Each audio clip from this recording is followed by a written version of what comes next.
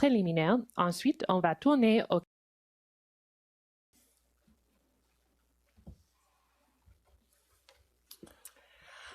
Hello, I'm Rebecca Spence with the press office at the Bank of Canada. Bonjour tout le monde. Welcome to the Bank of Canada and the press conference following today's interest rate announcement.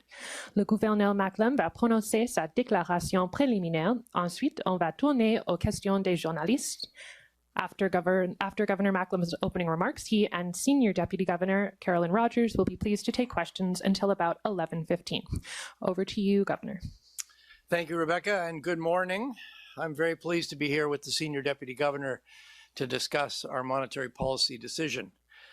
Today, the Governing Council maintained the policy rate at 2.25%. We have three main messages. First, steep U.S. tariffs on steel, aluminum, automobiles, and lumber have hit those sectors hard. And uncertainty about U.S. trade policy is weighing on business investment more broadly. But so far, the economy is proving resilient overall. Second, inflationary pressures continue to be contained despite added costs related to the reconfiguration of trade. Total CPI inflation has been close to the 2% target for more than a year now, and we expect it to remain near the target. And third, in the current situation, Governing Council sees the policy rate at about the right level to keep inflation close to the 2% target while helping the economy through this period of structural adjustment. Nevertheless, uncertainty remains high and the range of possible outcomes is wider than usual. If the outlook changes, we are prepared to respond. Aujourd'hui, le conseil de direction a maintenu le taux directeur à 2,25%. Nous avons trois messages clés. Premièrement, les droits de douane américaines élevés sur l'acier, l'aluminium, les automobiles et le bois d'œuvre ont porté un coup dur à ces secteurs. De façon plus générale, l'incertitude entourant la politique commerciale des États-Unis pèse sur les investissements des entreprises. Mais jusqu'à présent, l'économie se montre résiliente dans l'ensemble. Deuxièmement, les pressions inflationnistes sont encore contenues malgré les coûts supplémentaires associés à la réorganisation du commerce. L'inflation mesurée par l'IPC global est proche de la cible de 2% depuis plus d'un an et on s'attend à ce qu'elle y reste. Et troisièmement, le conseil de direction considère que, dans la situation présente, le taux directeur actuel est essentiellement au niveau approprié pour garder l'inflation près de 2%, tout en aidant l'économie à traverser cette période d'ajustement structurel. Mais l'incertitude demeure élevée et l'éventail des issues possibles est plus large que d'habitude. Si les perspectives changent, nous sommes prêts à réagir. So let me expand on how we're interpreting new information, the new information we received since we published our October Monetary Policy Report. In November, Statistics Canada published broad revisions to Canada's economic growth numbers for 2022, 23, and 24. The revisions suggest the Canadian economy was healthier than we previously thought before we were hit by the U.S. trade conflict. In particular, they suggest both demand and economic capacity were higher coming into this year. This may explain some of the resilience we're seeing in more recent data. After falling 1.8% in the second quarter due to sharply lower exports, Canadian GDP grew 2.6% in the third quarter. This was much stronger than we expected, but largely reflected volatility in trade. Final domestic demand was flat in the quarter. We expect growth in final domestic demand to resume, but with an anticipated decline in net exports, GDP growth is likely to be weak in the fourth quarter before picking up in 2026. The labor market is showing some signs of improvement. After declining through the summer, employment has posted solid gains for the past 3 months, and the unemployment rate has declined to 6.5% in November. Since the start of the year, there have been significant job losses in trade-sensitive sectors, but in recent months, employment in these sectors has been more stable, so gains in other sectors, particularly services, have boosted overall employment. Looking ahead, however, we're seeing muted hiring intentions across the economy. Inflation has evolved largely as expected. CPI inflation was 2.2% in October, and measures of core inflation remain in the range of 2.5% to 3%. In the months ahead, we will see some choppiness in headline inflation, reflecting the temporary GST-HST holiday a year ago. This is likely to push inflation temporarily higher in the near term.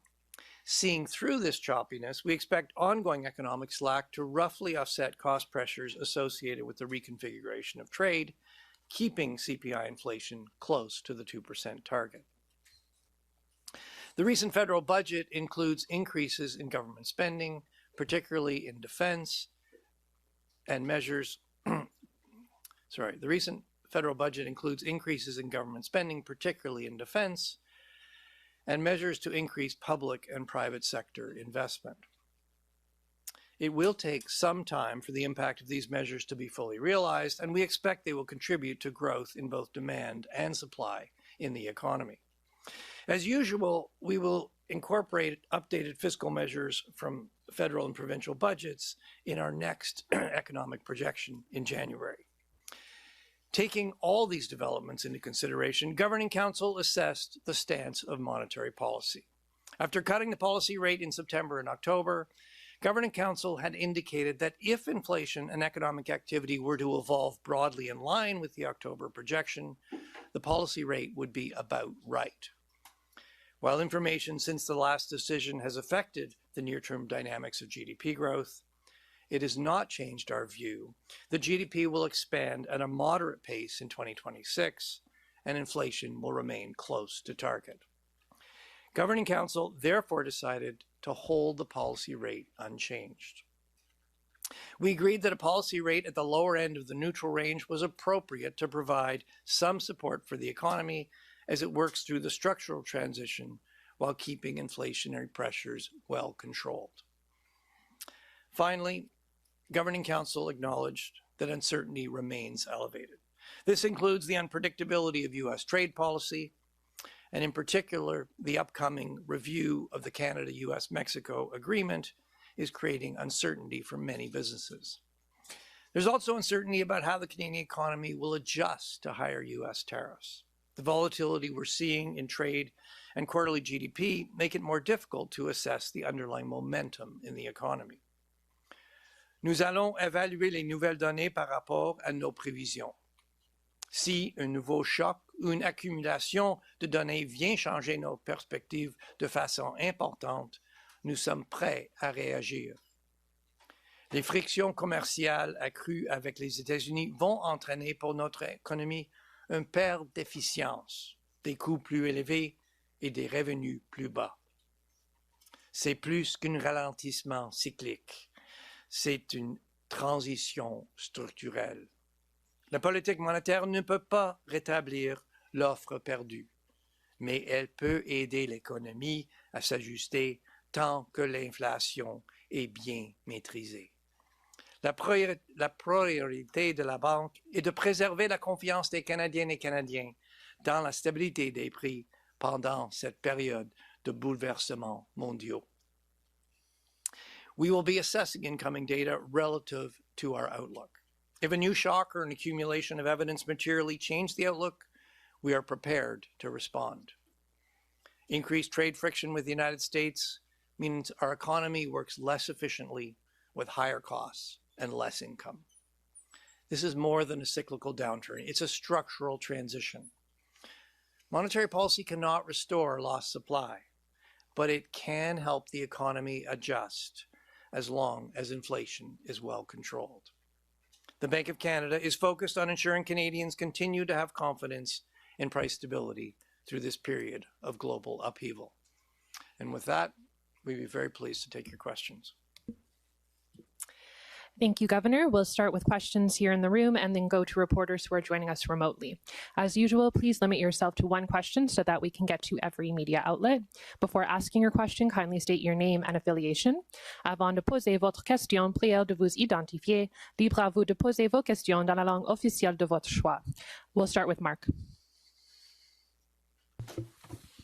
Thank you for taking the question, Mark Reynolds with Globe and Mail.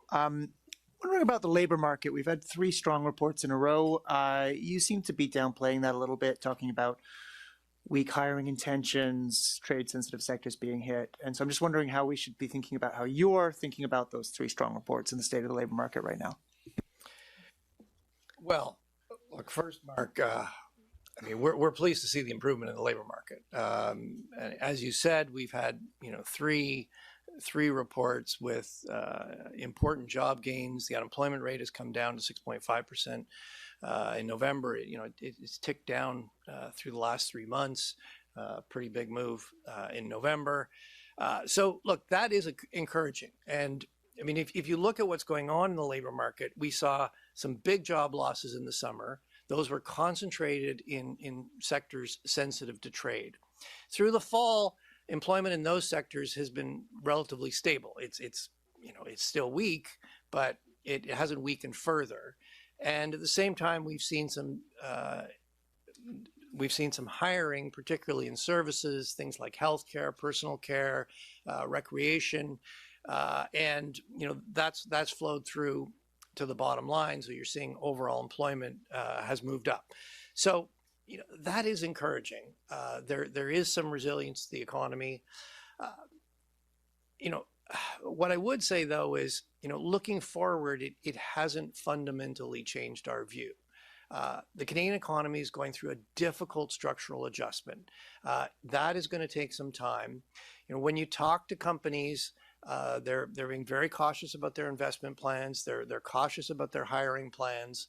So yes, we are pleased to see this resilience, but going forward, we continue to expect fairly modest growth.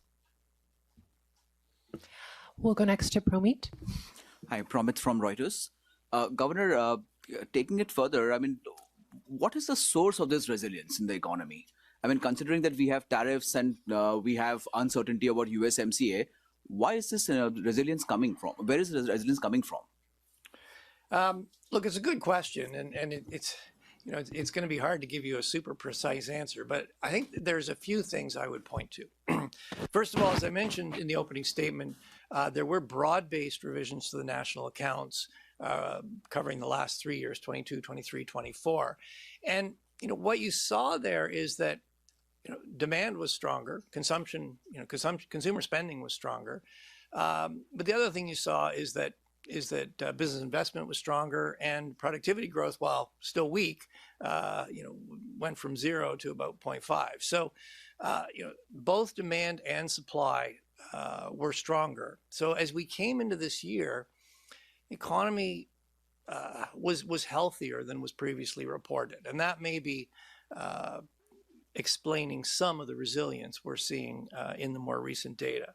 The second thing I would point to is that we have very steep tariffs on some key sectors in our economy: steel, aluminum, autos, lumber.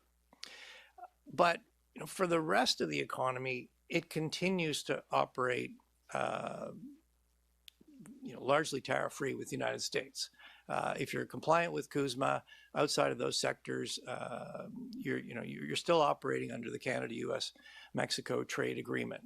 So, I mean, Canada's actually, as significant as these tariffs are, Canada's average, the average tariff rate on Canada from the United States is one of the lowest in the world, about 6%.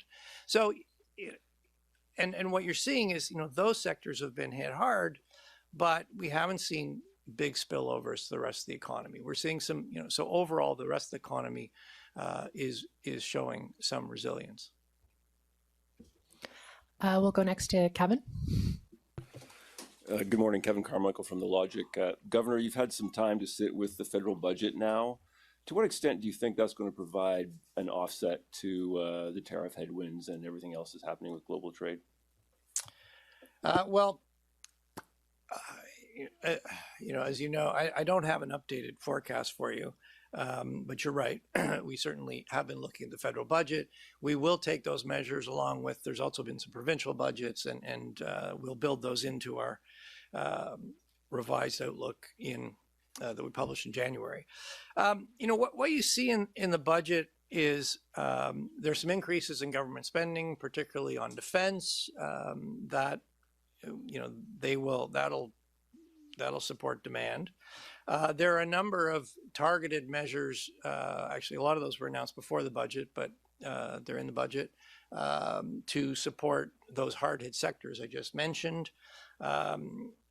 Some of those, and a lot of those are to try to help those sectors pivot to domestic sources of demand, or to pivot to exporting to other countries other than the United States.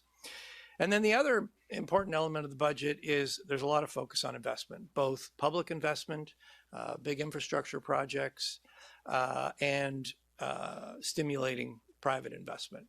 I would say two things about the budget. We're still working through the macroeconomic implications, but I'd say two things. One is it's going to take some time for the impact of those measures to be realized. I mean, first of all, it takes time to actually get the money out the door, to get those projects going, and then it's going to take time for those to show up in the economy. And that'll build up over time, but it's not like there's a big hit right away. The second thing is, the impact's going to depend importantly on the speed and the effectiveness of the execution, and importantly, particularly on investment, it's going to depend on the uptake from the private sector. So, I mean, those things, we're going to have to come up with some forecast of those things. And then the final thing I'll say is that, the budget is going to add to both demand and supply. We'll have to work out the relative balance there. But, to the extent that it's adding capacity as well as demand, it's not adding a lot of additional inflationary pressures. We'll go next to Paul. Governor, do you think traders are getting ahead of themselves in pricing in rate hikes in the second half of next year? Paul, I'm going to let traders decide what trades they want to make. What can I say? I think we've been pretty clear that we think the policy rate, given how we see things right now, we think the policy rate is about right, in the sense that we think it's about right to keep inflation close to 2%. And, given that we're at the lower end of our neutral range, providing a little bit of support to the economy to help it work through this structural adjustment. That's how we see things now.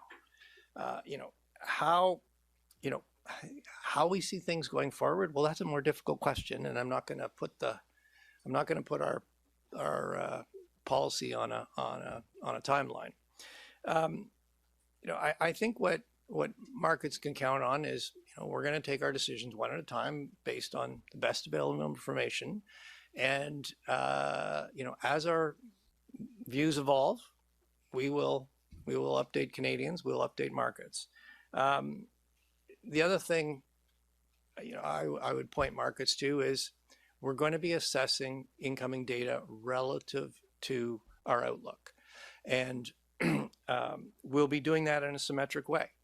If our outlook changes material in either direction, either because there's a big shock or because there's an accumulation of evidence one way or the other, we're prepared to respond.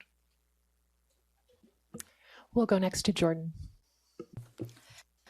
Good morning.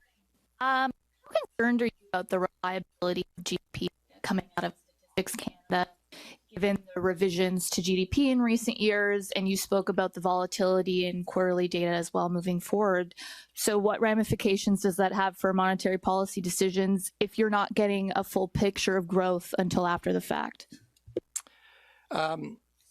Well, I would underline Statistics Canada has a very tough job. And anytime you've got a lot of volatility in the data, that job gets harder.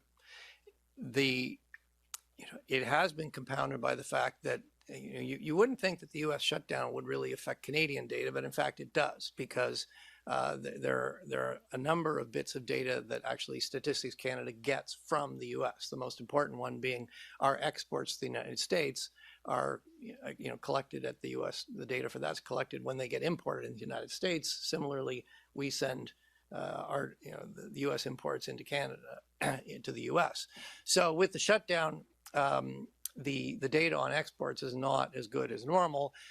Statistics Canada does have some other indicators, so they've made their best estimate. But yes, it does. In the fullness of time, when U.S. data comes in, yes, there is a prospect of some larger than normal revisions. So yes, that does. You do need to look at all the indicators and try to sort of look through and see where's the underlying momentum, and revisions could make that a little more complicated. But fortunately, the U.S. shutdown is over. That will pass. We will work our way through it. We'll go next to Annie. Hi, thank you for taking our questions. The bank often talks about inflation returning to target, but a lot of Canadians who are listening to this don't care as much about inflation rates, they care about costs. So how does your current policy rate take into the fact that prices remain historically high and wages aren't keeping pace? And what do you say to Canadians who are struggling with affordability this Christmas? Well, it's a very good question, and I think we might take this one together because it is such an important question, and we're hearing the same thing from Canadians that you're hearing. I'd say a couple things. First of all, inflation has been around 2% for more than a year now, but as you indicated, as we came out of COVID, inflation was much higher. Prices went up. And inflation's come back down, but prices have not. So yes, many Canadians are feeling squeezed by the cost of living. What I would underline is two things. One is it underscores the importance of keeping inflation low so that incomes can catch up. The other thing I would stress is that we're not going to lower prices overall. That's not how, if we were to try to push the whole price level down, that would cause a severe recession in Canada. Nobody wants that. So we're not going to become, things are not going to become affordable by lowering prices overall. The other element, we need to keep inflation low. The other element to improving affordability is to grow income.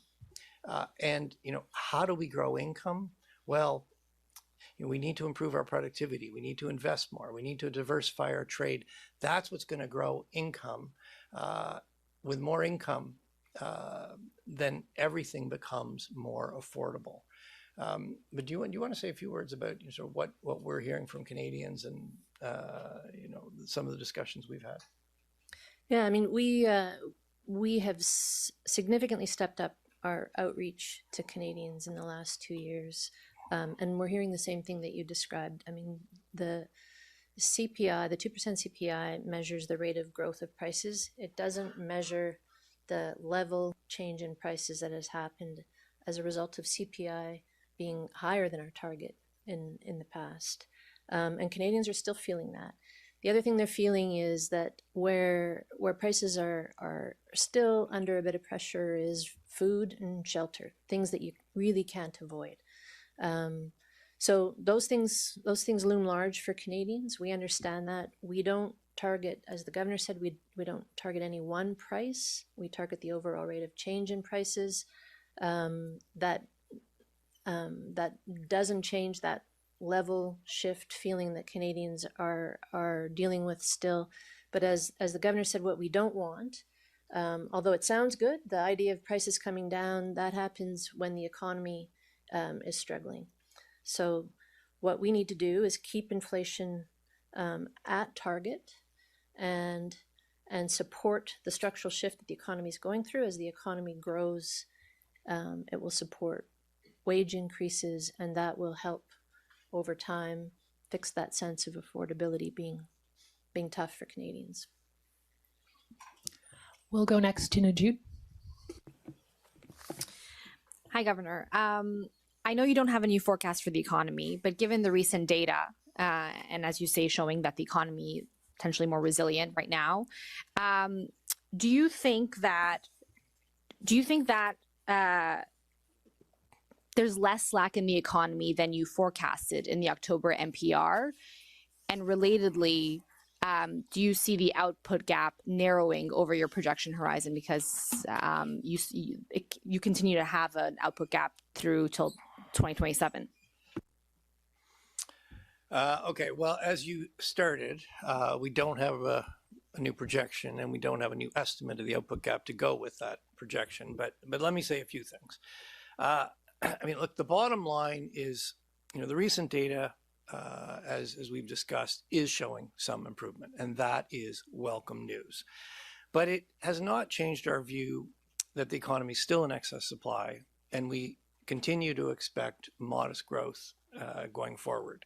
So, what are the what are some of the data that you would look at as you assess the balance between demand and supply? Well, as has come up already, Statistics Canada published new, pretty broad revisions to the national accounts, and they showed and that was for the last 3 years, they showed GDP quite a bit higher. And if you look at why GDP was higher, it's both demand, particularly consumption was a lot stronger, but there are also important supply elements. Investment, productivity was also higher. So I would not interpret the higher GDP as simply an indication of more demand. I think there's both demand and supply elements to that. They're both stronger, and we'll have to be we'll have, before we get to January, we'll have to make some assessment there of the overall balance. The second thing I think people are looking at is the third quarter. It came in much stronger than we expected. We were monitoring 0.5. It came in at 2.6. And so, just sort of mechanically, that means the output gap is smaller.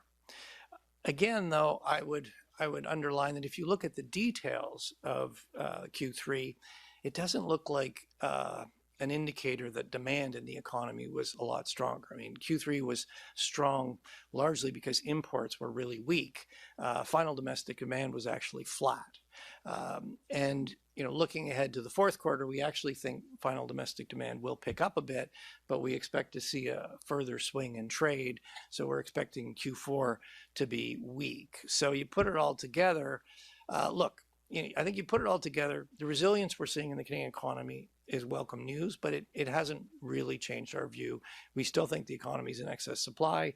We still think growth will be modest because the economy is working through a structural transition. That's going to take time. And so, we still see that slack being taken up pretty slowly.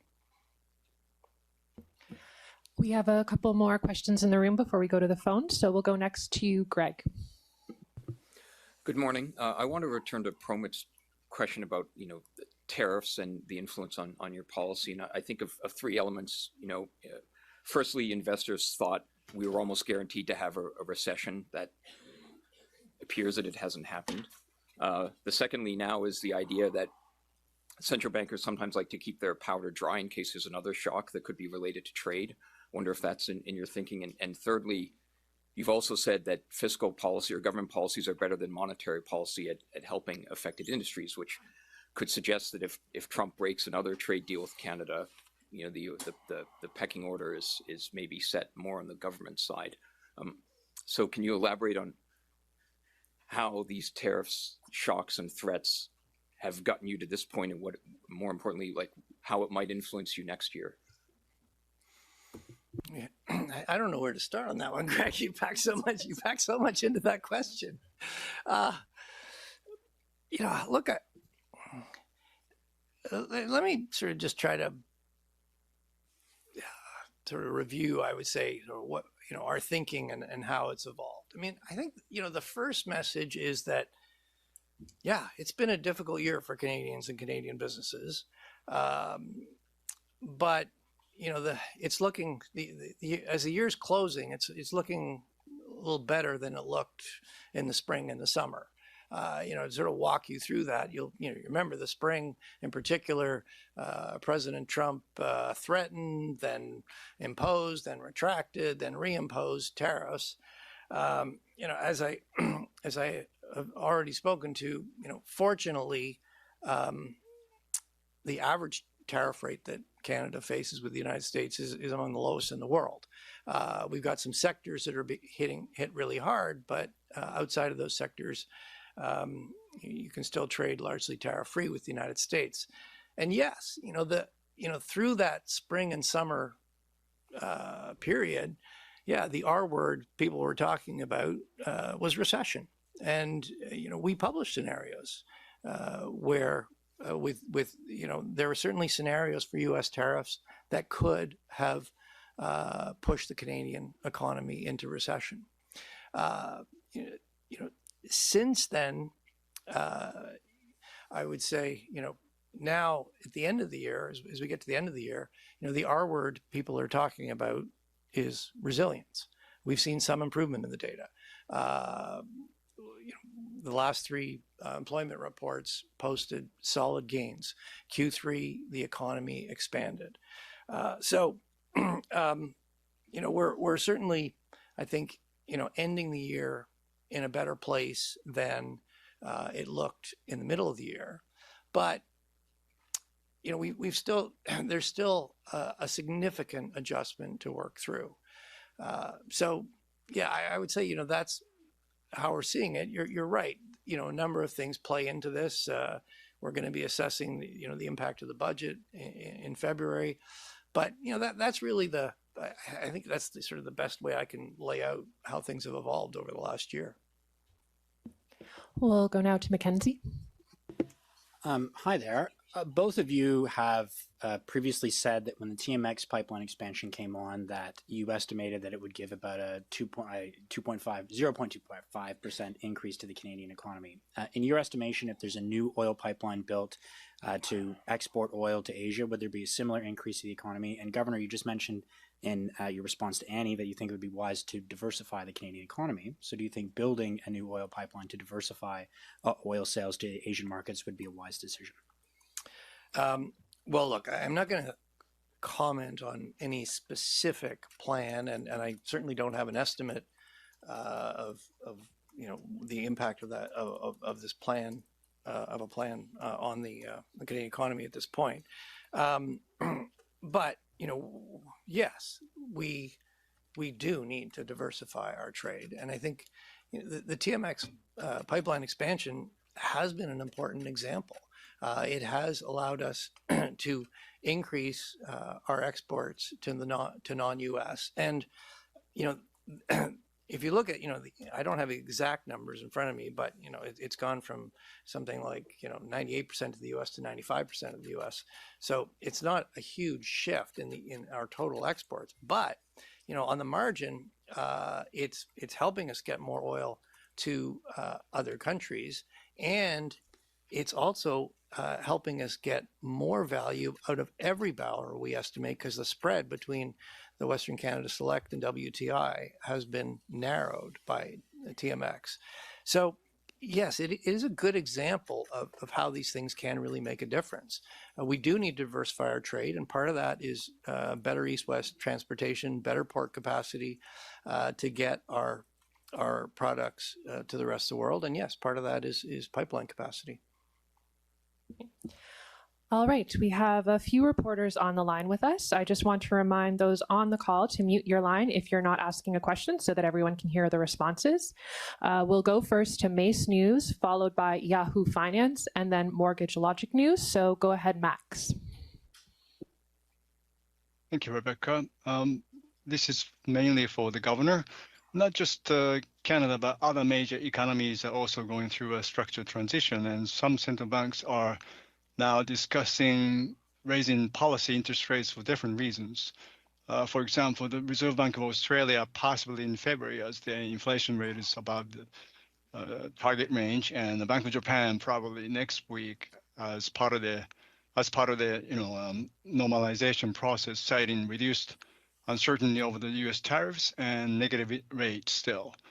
And so, compared to those economies, is Canada's exposure to the U.S. trade policy still much more serious? And you mentioned the average 6% tariff rate for Canada. And are we still many months away from the need to even look at the possibility of adjusting the rates slightly higher? Well, I don't really have much to add on rates. I think I've been pretty clear. We think, based on how we see things now, we think policy rate is in the right place. There's a lot of uncertainty that could change going forward, and we'll be updating you. On the impact of tariffs. Yes, I would say one thing. In Canada, so most countries trade with the United States, Japan, European Union. They trade with the United States. What's different about Canada is that in Canada and the United States, we build things together. We have not had, we've had free trade, open trade with the United States since 1989. It's 36 years ago. We've had open trade in the auto industry from going back to 1965.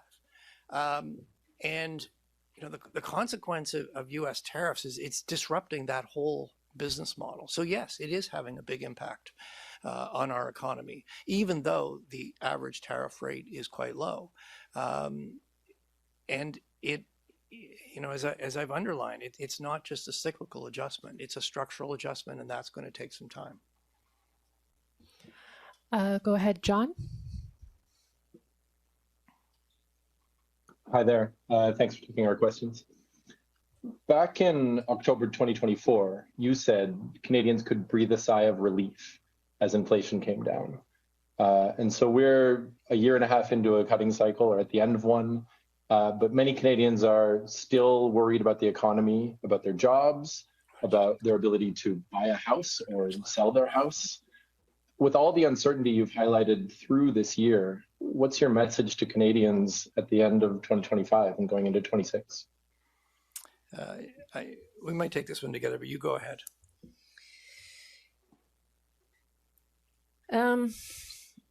It's a tough message. As we said earlier in response to a question, we know when we talk about inflation being back to 2% and how that's a good thing and that should help relieve some pressure for Canadians, that doesn't tell the whole story for them. They're still dealing with higher prices than a year ago or 2 years ago.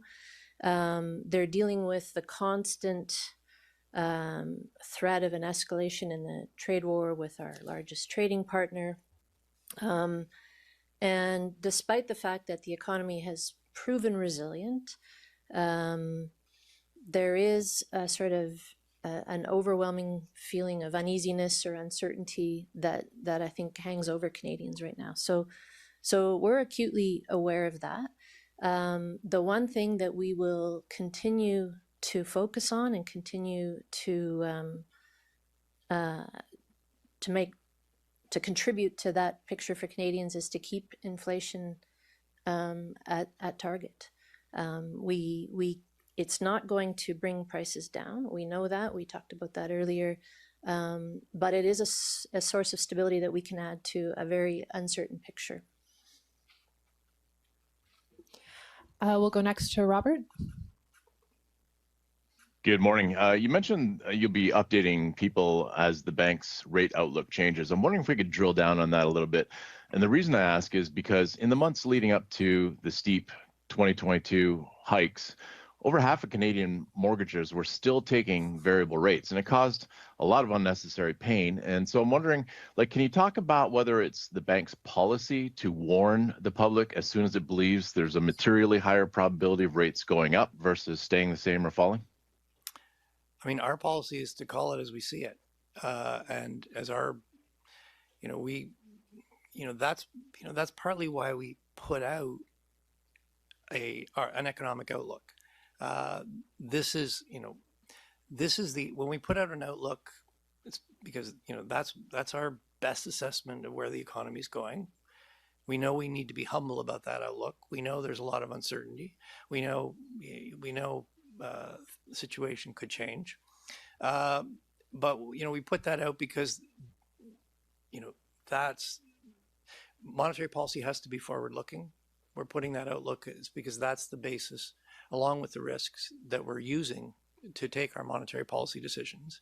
And then the second thing is we're going to be assessing the data relative to that outlook. So, I mean, even before you hear from us, if you can see the data that is coming in a lot stronger than the outlook we've published, you can be assured that we're asking ourselves, we've noticed that data's coming in a lot stronger. We think that's going to be sustained. Is it temporary? Is it more lasting? Is that materially changing our outlook? And as I said, as our views evolve, we will be updating Canadians. I'm not sure. The thing I'd add to that, Robin, you know this well, you've written about it, is Canadians choose their mortgage terms for a variety of reasons.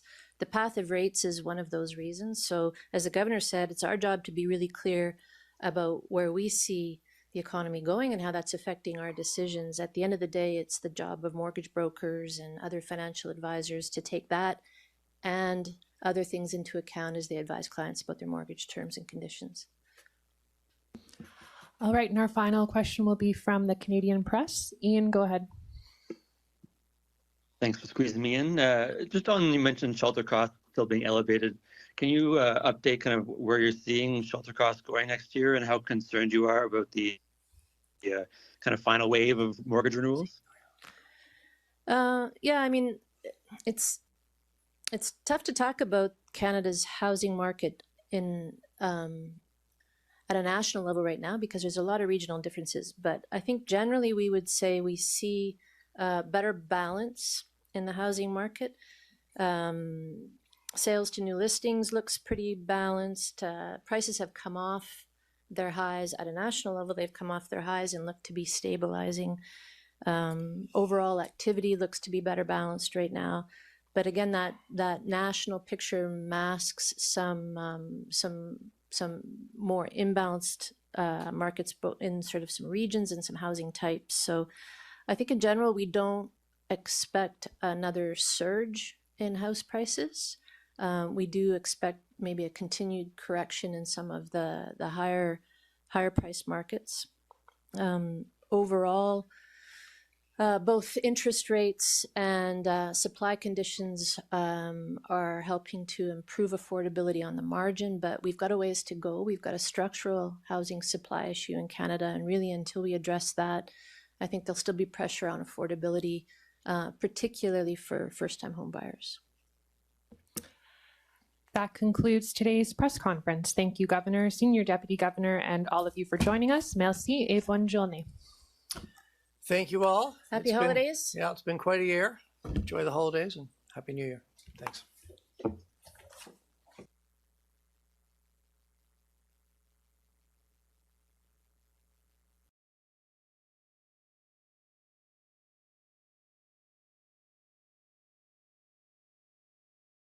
For the ones who build it, fix it, and maintain it, there's Grainger. You can count on Grainger for industrial quality products delivered fast, and you'll have access to experts ready to answer your questions. Call or click Grainger.ca today. Grainger, for the ones who get it done.